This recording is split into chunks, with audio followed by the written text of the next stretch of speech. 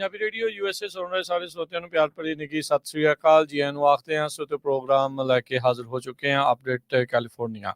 ਹਰਜੋਤ ਸਿੰਘ ਜੀ ਸਵਾਗਤ ਹੈ। ਸਤਿ ਸ੍ਰੀ ਅਕਾਲ ਜੀ। ਸਤਿ ਸ਼੍ਰੀ ਅਕਾਲ, ਧੰਨਵਾਦ ਜੀ ਆਇਆਂ ਨੂੰ। ਪੰਜਾਬੀ ਰੇਡੀਓ ਯੂਐਸਏ ਦੇ ਜਿੰਨੇ ਵੀ ਸਰੋਤੇ ਸਾਡੇ 14 AM ਤੇ FM ਸਟੇਸ਼ਨ, ਘਰਾਂ ਦੇ ਵਿੱਚ ਰੇਡੀਓ ਸੈਟਸ ਦੇ ਰਾਹੀਂ, ਟੈਲੀਫੋਨ ਦੇ ਰਾਹੀਂ, ਫੇਸਬੁੱਕ, ਯੂਟਿਊਬ ਤੇ ਲਾਈਵ ਦੇਖ ਰਹੇ ਹੋ, ਸੁਣ ਰਹੇ ਹੋ, ਸਾਰਿਆਂ ਨੂੰ ਜੀ ਆਇਆਂ ਨੂੰ ਤੇ ਬਹੁਤ ਹੀ ਪਿਆਰ ਤੇ ਸਤਿਕਾਰ ਭਰੀ ਸਤਿ ਸ਼੍ਰੀ ਅਕਾਲ ਸਰੋਤਿਓ। ਅੱਜ ਮਾਰਚ ਦੀ 26 ਤਰੀਕ ਆ, ਦਿਨ ਮੰਗਲਵਾਰ ਆ, ਤੇ ਤੁਹਾਡੇ ਲਈ ਸ਼ਾਮ ਦਾ ਅਪਡੇਟ ਕੈਲੀਫੋਰਨੀਆ ਪ੍ਰੋਗਰਾਮ ਲੈ ਕੇ ਹਾਜ਼ਰ ਹੋਏ ਹਾਂ। ਸਾਡੇ ਅੱਜ ਦੇ ਇਸ ਪ੍ਰੋਗਰਾਮ ਨੂੰ ਸਪਾਂਸਰ ਕਰਦੇ ਨੇ ਖਾਲਸਾ ਇੰਸ਼ੋਰੈਂਸ ਏਜੰਸੀ, ਜਿਨ੍ਹਾਂ ਦੇ ਕੋਲੋਂ ਹਰ ਇੱਕ ਤਰੀਕੇ ਦੀ ਇੰਸ਼ੋਰੈਂਸ ਕਰਵਾ ਸਕਦੇ ਹੋ। ਇੰਸ਼ੋਰੈਂਸ ਬਾਰੇ ਪਤਾ ਕਰਨ ਲਈ ਕਾਲ 408-272-2500 ਦੇ ਉੱਤੇ। ਟਿਕਟ immigration law firm US immigration ਦਾ ਹੋਵੇ ਕਿਸੇ ਵੀ ਤਰੀਕੇ ਦਾ ਕੰਮ, ਕਾਲ ਅਟਰਨੀ ਜੇ ਟਿਕਟੀਆਣਾ 415-909-0503।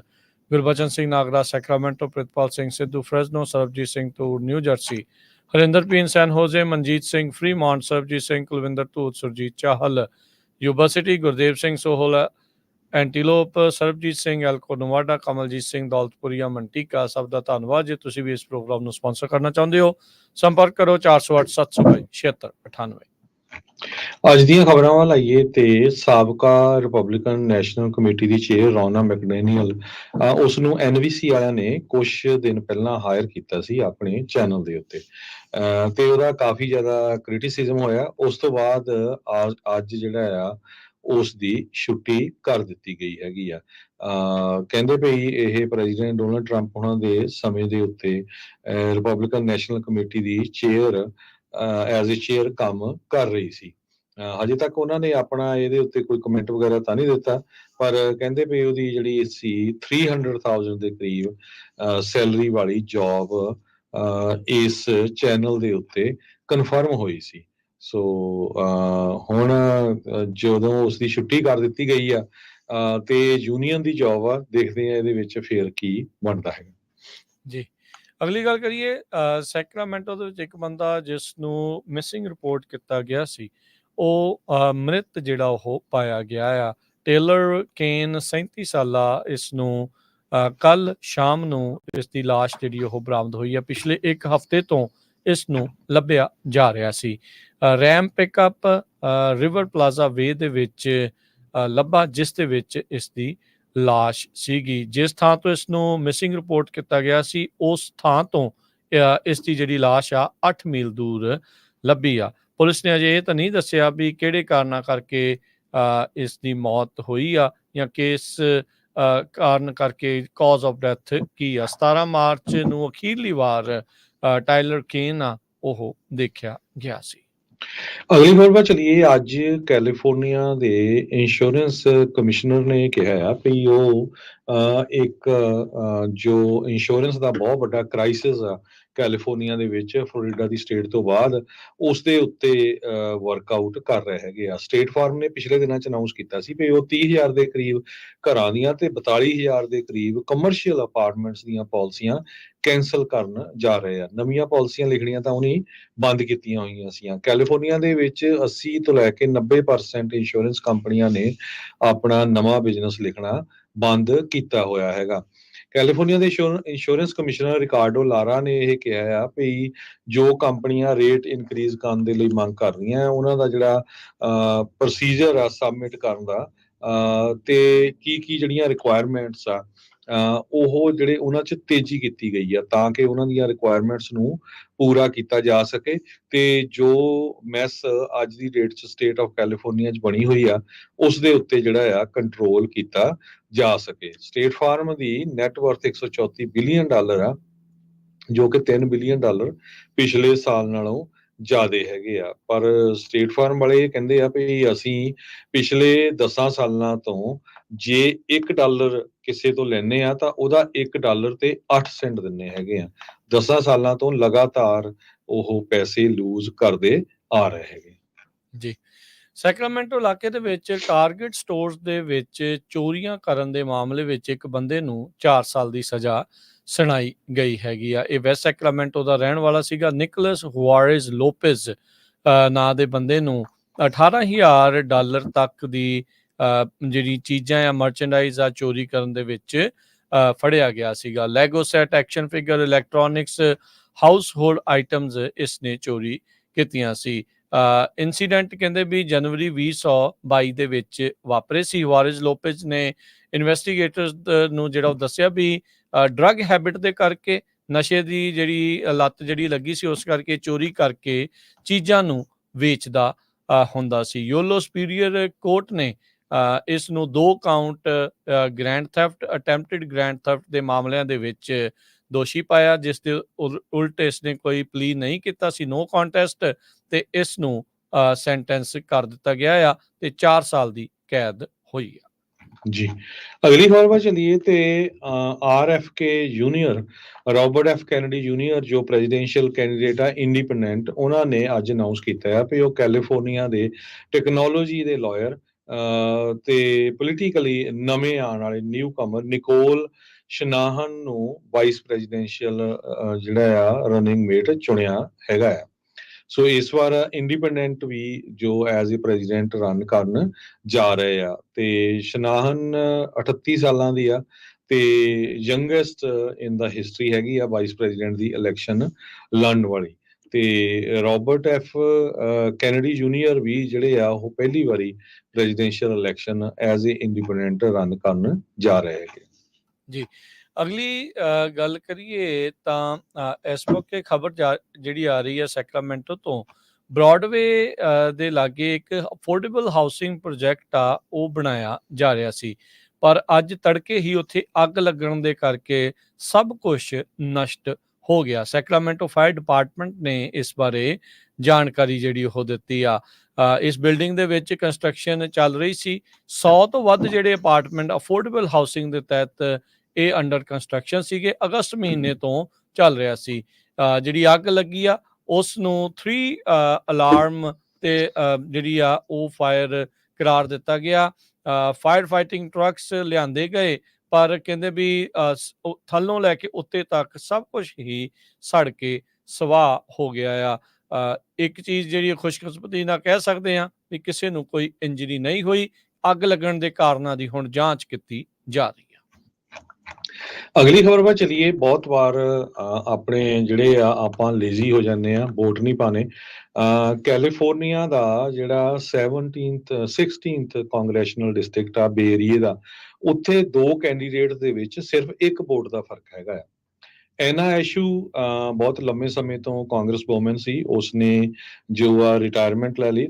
ਉਹਨਾਂ ਦੀ ਜਗ੍ਹਾ ਦੇ ਉੱਤੇ ਜੋ ਕੈਂਡੀਡੇਟ ਸੀ, ਇੱਕ ਸੈਨੋਜ਼ੇ ਦੇ ਮੇਅਰ ਸੈਮ ਲਿਕਾਰਡੋ, ਉਹ ਪਹਿਲੀ ਪੋਜੀਸ਼ਨ ਦੇ ਉੱਤੇ ਆ ਤੇ ਸੈਕੰਡ ਪੋਜੀਸ਼ਨ ਦੇ ਉੱਤੇ ਜੋ 2 ਕੈਂਡੀਡੇਟ ਹੈਗੇ, ਸੈਂਟਾ ਕਲਾਰਾ ਕਾਉਂਟੀ ਦੇ ਸੁਪਰਵਾਈਜ਼ਰ ਜੋ ਸਮਿਤੀਅਨ ਤੇ ਅਸੈਂਬਲੀ ਮੈਂਬਰ ਇਵਾਨ ਲੋ ਕੈਂਪਬਲ ਤੋਂ, ਦੋਨਾਂ ਦੇ ਵਿੱਚ ਇੱਕ ਵੋਟ ਦਾ ਜਿਹੜਾ ਫਰਕ ਹੈਗਾ। ਸਮਿਤਰੀ ਦੀ ਲੀਡ ਇੱਕ ਸਿੰਗਲ ਵੋਟ ਤੇ ਆ, 1 ਪੁਆਇੰਟ ਤੇ ਪਿਛਲੇ ਹਫਤੇ 2 ਵੋਟਾਂ ਦੇ ਉੱਤੇ ਸੀ।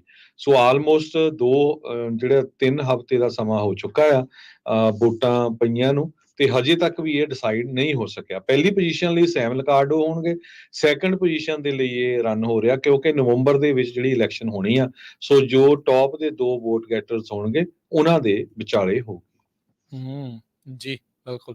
ਅਗਲੀ ਗੱਲ ਕਰੀਏ ਤਾਂ ਹਰਜੋਤ ਸਿੰਘ ਜੀ, ਬਾਲਟੀਮੋਰ ਦੇ ਵਿੱਚ ਜਿਹੜਾ ਪੁਲ ਡਿੱਗਾ ਸੀਗਾ ਉਸ ਦੇ ਬਾਰੇ ਅਪਡੇਟਸ ਜਿਹੜੀਆਂ ਆ ਰਹੀਆਂ ਆ। 6 ਜਾਣੇ ਜਿਹੜੇ ਲਾਪਤਾ ਦੱਸੇ ਜਾ ਰਹੇ ਸੀ, ਉਹਨਾਂ ਨੂੰ ਹੁਣ ਬਾਲਟੀਮੋਰ ਬ੍ਰਿਜ ਦੇ ਕੋਲੈਪਸ ਤੋਂ ਬਾਅਦ ਚ ਕੋਸਟ ਗਾਰਡ ਇਹ ਮੰਨ ਰਹੇ ਆ ਵੀ ਉਹਨਾਂ ਦੀ ਮੌਤ ਹੋ ਗਈ ਹੋ ਸਕਦੀ ਆ। ਸੋ ਹੁਣ ਤੱਕ ਇਹ ਮੰਨਿਆ ਜਾ ਰਿਹਾ ਵੀ ਕੁੱਲ 8 ਜਾਣੇ ਉਸ ਬ੍ਰਿਜ ਦੇ ਉੱਤੇ ਸੀਗੇ ਜਿਸ ਟਾਈਮ ਇਹ ਡਿੱਗਾ। 2 ਜਾਣਿਆਂ ਨੂੰ ਬਚਾ ਲਿਆ ਗਿਆ ਸੀ, ਇੱਕ ਨੂੰ ਹਸਪਤਾਲ ਦੇ ਵਿੱਚ ਰੱਖਿਆ ਗਿਆ ਤੇ ਇੱਕ ਨੂੰ ਪਹਿਲਾਂ ਹੀ ਡਿਸਚਾਰਜ ਕਰ ਦਿੱਤਾ ਗਿਆ ਸੀਗਾ।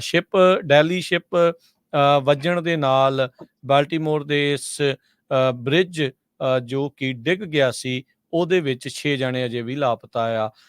ਇਹ ਦਿੱਲੀ ਦੇ ਬਾਰੇ ਹੁਣ ਇਹ ਵੀ ਪਤਾ ਲੱਗਾ ਹੈ, ਇੱਕ ਹੋਰ ਬੰਦਰਗਾਹ ਦੇ ਉੱਤੇ ਵੀ ਇਸ ਦਾ ਪਹਿਲਾਂ ਐਕਸੀਡੈਂਟ ਇੱਕ ਹੋ ਚੁੱਕਾ ਸੀਗਾ। ਸੋ ਟਰਾਂਸਪੋਰਟੇਸ਼ਨ ਸਕੱਤਰ ਪੀਟ ਬੂਟਿਜੇਜ ਉਹਨਾਂ ਨੇ ਜਿਹੜਾ ਉਹ ਦੱਸਿਆ ਆ ਵੀ ਇਸ ਕੋਲੈਪਸ ਦੇ ਨਾਲ ਸਪਲਾਈ ਚੇਨ ਦੇ ਉੱਤੇ ਬਹੁਤ ਭੈੜਾ ਅਸਰ ਪੈ ਸਕਦਾ ਆ, ਇਕਨੋਮੀ ਦੇ ਉੱਤੇ ਵੀ ਅਸਰ ਹੋਊਗਾ। ਅਜੇ ਤੱਕ ਇਹਨਾਂ ਨੇ ਕੋਈ ਇਹ ਨਹੀਂ ਦੱਸਿਆ ਵੀ ਕਦੋਂ ਤੱਕ ਇਹ ਜਿਹੜੀਆਂ ਲੇਨਸ ਆ ਜਾਂ ਚੈਨਲ ਆ ਮੁੜ ਦੁਬਾਰਾ ਜਿਹੜਾ ਉਹ ਚਾਲੂ ਹੋ ਸਕਦਾ ਆ। ਪੋਰਟ ਆਫ ਬਾਲਟੀਮੋਰ ਦਾ ਜਿੰਨਾ ਵੀ ਟ੍ਰੈਫਿਕ ਆ ਉਸ ਨੂੰ ਪੋਰਟ ਆਫ ਵਰਜੀਨੀਆ ਦੇ ਵਿੱਚ ਮੂਵ ਕੀਤਾ ਜਾ ਰਿਹਾ ਆ, ਤਾਂ ਜੋ ਟ੍ਰੇਡ ਕਹਿੰਦਾ ਆ ਵੀ ਚੱਲਦਾ ਰਵੇ। ਸੋ NTSB ਕਹਿੰਦੇ ਵੀ ਕੱਲ ਨੂੰ ਇਸ ਜਹਾਜ਼ ਨੂੰ ਬੋਰਡ ਜਿਹੜੀ ਉਹ ਕਰੂਗੀ ਤੇ ਆਪਣੀ ਜਿਹੜੀ ਜਾਂਚ ਕਰਨੀ ਸ਼ੁਰੂ ਕਰੂਗੀ। ਕਹਿੰਦੇ ਵੀ ਜਿੰਨੀਆਂ ਵੀ ਇਲੈਕਟ੍ਰੋਨਿਕਸ ਇਸ ਸਮੁੰਦਰੀ ਜਹਾਜ਼ ਦੇ ਵਿੱਚ ਸੀਗਾ ਉਸ ਦੀ ਪੂਰੀ ਤਰ੍ਹਾਂ ਜਾਂਚ ਕੀਤੀ ਜਾਊਗੀ, ਤਾਂ ਜੋ ਕੋਈ ਵੀ ਸ਼ੱਕ ਸੁਦਾ ਨਾ ਰਹਿ ਜਾਵੇ ਵੀ ਇਹ ਕੋਈ ਵਾਕਿਆ ਹੀ ਗੜਬੜੀ ਹੋਈ ਇਸ ਜਹਾਜ਼ ਦੇ ਵਿੱਚ, ਜਾਂ ਇਸ ਦੇ ਪਿੱਛੇ ਕਿਸੇ ਹੋਰ ਦਾ ਕੋਈ ਹੱਥ ਹੋ ਸਕਦਾ ਆ। ਸੋ ਦੋ ਵੱਡੀਆਂ ਜਿਹੜੀਆਂ ਚੀਜ਼ਾਂ ਇਹ ਵਾਪਰ ਗਈਆਂ, ਪੁਲ ਵੀ ਡਿੱਗ ਗਿਆ ਤੇ ਹੁਣ ਸ਼ਿਪਿੰਗ ਲੇਨ ਆ ਉਹ ਵੀ ਬੰਦ ਹੋਈ ਆ। ਸੋ ਜਿੱਦਾਂ ਸਪਲਾਈ ਚੇਨ ਦੀ ਗੱਲ ਚੱਲ ਰਹੀ ਆ ਵੀ ਇਸ ਨੂੰ ਉੱਤੇ ਭੈੜਾ ਅਸਰ ਪੈ ਰਿਹਾ ਆ। ਕੋਸਟ ਗਾਰਡ ਨੇ ਕਹਿੰਦੇ ਵੀ ਬਹੁਤ ਕੋਸ਼ਿਸ਼ ਕੀਤੀ, ਜਿਹੜੇ 6 ਲੋਕ ਲਾਪਤਾ ਆ ਉਹਨਾਂ ਨੂੰ ਲੱਭਣ ਦੀ, ਅਜੇ ਤੱਕ ਉਹਨਾਂ ਨੂੰ ਲੱਭਣ ਦੇ ਵਿੱਚ ਕੋਈ ਸਫਲਤਾ ਨਹੀਂ ਮਿਲੀ ਤੇ ਉਹਨਾਂ ਨੂੰ ਪ੍ਰਜ਼ਿਊਮ ਡੈਡ ਕੀਤਾ ਜਾ ਰਿਹਾ ਆ। ਜੀ, ਅਗਲੀ ਖਬਰ ਵੱਲ ਚਲੀਏ ਤੇ ਇੱਕ ਬਿੱਲ ਕੈਲੀਫੋਰਨੀਆ 'ਚ ਇੱਦਾਂ ਦਾ ਆ ਰਿਹਾ ਜਿਹਦੇ ਮੁਤਾਬਕ ਨਰਸਿੰਗ ਡਿਗਰੀ ਜੋ ਆ 4 ਸਾਲਾਂ ਦੀ ਉਹ ਕਮਿਊਨਿਟੀ ਕਾਲਜਾਂ ਦੇ ਵਿੱਚ ਵੀ ਹੋ ਸਕੇਗੀ। ਰਾਈਟ ਨਾਓ ਕੈਲ ਸਟੇਟ ਯੂਨੀਵਰਸਿਟੀ ਤੇ UC ਸਿਸਟਮ ਆ ਉਹੀ ਨਰਸਿੰਗ ਦੀ ਡਿਗਰੀ ਜੋ ਪ੍ਰੋਵਾਈਡ ਕਰਦੇ ਹੈਗੇ ਆ। ਇਸ ਬਿੱਲ ਨੂੰ ਲੈ ਕੇ ਆਉਣ ਵਾਲੇ ਸੈਨੇਟਰ ਰਿਚਰਡ ਰੌਥ ਰਿਵਰਸਾਈਡ ਤੋਂ ਆ ਤੇ ਉਹ ਕਹਿੰਦੇ ਵੀ 15 ਕਮਿਊਨਿਟੀ ਕਾਲਜਸ ਚੁਣੇ ਜਾਣਗੇ ਜਿਨ੍ਹਾਂ ਦੇ ਵਿੱਚ ਜਿਹੜੇ ਆਲਰੇਡੀ ਐਸੋਸੀਏਟਡ ਡਿਗਰੀ ਨਰਸਿੰਗ ਦੀ ਪ੍ਰੋਵਾਈਡ ਕਰਦੇ ਆ ਤੇ ਉਸ ਨੂੰ ਬੈਚਲਰ ਕਿਸ ਤਰ੍ਹਾਂ ਕੰਪਲੀਟ ਕਰਨਾ ਆ ਉਹਦੇ ਵਿੱਚ ਜਿਹੜਾ ਆ ਇਹ ਬਿੱਲ ਉਹਨਾਂ ਨੂੰ ਅਲਾਓ ਕਰੇਗਾ। ਆਲਮੋਸਟ ਕਹਿੰਦੇ ਵੀ 51% ਸਟੇਟ ਦੇ ਜਿਹੜੇ ਨਰਸਿੰਗ ਦੇ ਡਿਗਰੀ ਦੇ ਪ੍ਰੋਗਰਾਮ ਆ ਉਹ ਇੰਡੀਪੈਂਡੈਂਟ ਤੇ ਪ੍ਰਾਈਵੇਟ ਕਾਲਜਸ ਦੇ ਨਾਲ ਪੜ੍ਹਾਏ ਜਾਂਦੇ ਆ। ਸੋ ਜਦੋਂ 48 ਦੇ ਕਰੀਬ ਬੈਚਲਰ ਡਿਗਰੀ ਪ੍ਰੋਗਰਾਮ ਕੈਲੀਫੋਰਨੀਆ ਦੇ ਵਿੱਚ ਆ, ਜਿਨ੍ਹਾਂ ਚੋਂ 17 ਕੈਲ ਸਟੇਟ ਕੈਂਪਸਸ ਦੇ ਵਿੱਚ ਆ, 6 UC ਦੇ ਜਿਹੜੇ ਕੈਂਪਸਸ ਆ ਉਹਨਾਂ ਦੇ ਵਿੱਚ ਹੈਗਾ। ਸੋ ਜਦੋਂ ਬੱਚੇ ਪ੍ਰਾਈਵੇਟ ਕਾਲਜਸ ਜਾਂ ਯੂਨੀਵਰਸਿਟੀ ਜਾਂਦੇ ਆ ਤੇ ਉਹਨਾਂ ਦੇ ਬਹੁਤ ਜ਼ਿਆਦਾ ਜਿਹੜੀ ਫੀਸ ਆ ਉਹ ਇਕੱਠੀ ਹੋ ਜਾਂਦੀ ਆ। 2021 ਦੇ ਵਿੱਚ 9179 ਨਵੇਂ ਸਟੂਡੈਂਟ ਨਰਸਿੰਗ 'ਚ ਆਏ ਸੀ, ਜੋ ਕਿ 2500 ਦੇ ਕਰੀਬ ਪਹਿਲੇ ਸਾਲ ਨਾਲੋਂ ਜ਼ਿਆਦਾ ਸੀ। ਸੋ ਇਹ ਗਿਣਤੀ ਲਗਾਤਾਰ ਜੋ ਆ ਵੱਧਦੀ ਜਾ ਰਹੀ ਹੈਗੀ ਆ। ਸੋ ਇਸ ਬਿੱਲ ਦੇ ਨਾਲ ਬਹੁਤ ਸਾਰੇ ਜਿਹੜੇ ਬੱਚੇ ਆ ਉਹ ਨਰਸਿੰਗ ਕਰਨਾ ਚਾਹੁੰਦੇ ਹੈਗੇ ਆ ਕਿਉਂਕਿ 36,000 ਨਰਸਾਂ ਦੀ ਅੱਜ ਦੀ ਡੇਟ ਦੇ ਵਿੱਚ ਵੀ ਕੈਲੀਫੋਰਨੀਆ ਦੇ ਵਿੱਚ ਘਾਟ ਹੈਗੀ ਆ ਤੇ ਇਹ ਹੋਰ ਵੀ 2030 ਤੱਕ ਜ਼ਿਆਦਾ ਵਧੂਗੀ। ਸੋ ਇਸ ਕਰਕੇ ਕਮਿਊਨਿਟੀ ਕਾਲਜਸ ਦੇ ਵਿੱਚ ਜੇ ਡਿਗਰੀ ਦੇ ਪ੍ਰੋਗਰਾਮ ਹੁੰਦੇ ਆ ਤੇ ਬੱਚਿਆਂ ਨੂੰ ਬਹੁਤ ਫਾਇਦਾ ਹੋਊਗਾ। ਇੱਕ ਤਾਂ ਲੋਕਲੀ ਉੱਥੇ ਜਾ ਸਕਦੇ ਆ, ਦੂਸਰਾ ਇਹ ਆ ਵੀ ਕਮਿਊਨਿਟੀ ਕਾਲਜਸ ਦੀ ਜਿਹੜੀ ਫੀਸ ਆ ਉਹ ਬੜੀ ਘੱਟ ਹੁੰਦੀ ਹੈਗੀ ਆ। ਜੀ ਬਿਲਕੁਲ। ਅਗਲੀ ਗੱਲ ਕਰੀਏ, CHP ਦੱਸ ਰਹੇ ਆ ਫ੍ਰੈਜ਼ਨੋ ਕਾਉਂਟੀ ਦੇ ਵਿੱਚ ਇੱਕ ਬੰਦੇ ਨੂੰ ਹੁਣ ਗ੍ਰਿਫਤਾਰ ਕੀਤਾ ਗਿਆ ਆ ਜਦ ਉਸ ਦਾ ਹੈਡ ਔਨ ਕੋਲੀਜਨ ਹੋਇਆ ਇੱਕ ਜਿਹੜੇ ਟਰੱਕ ਦੇ ਨਾਲ, ਜਿਸ ਦੇ ਵਿੱਚ ਕਾਫੀ ਲੋਕ ਸੀ। ਇਹ 5 ਜਾਣੇ ਤੇ ਇੱਕ ਬੱਚਾ ਜਿਹੜਾ ਆ ਉਸ ਨੂੰ ਹਸਪਤਾਲ ਦੇ ਵਿੱਚ ਦਾਖਲ ਕਰਾਉਣਾ ਪਿਆ ਆ।